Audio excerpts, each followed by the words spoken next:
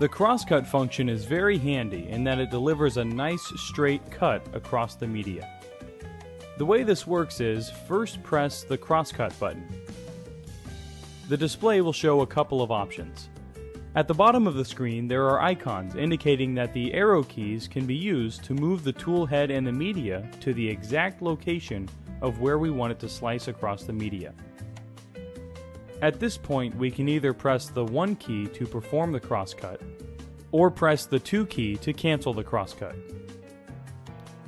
In this case we'll press the 1 key. The cutter cuts the media from the middle using an auxiliary blade with the tool head. Once the cut is complete, it will try to shake it off. When cutting thick material, if it can't cut through the first time, it will attempt to cut it 2 more times.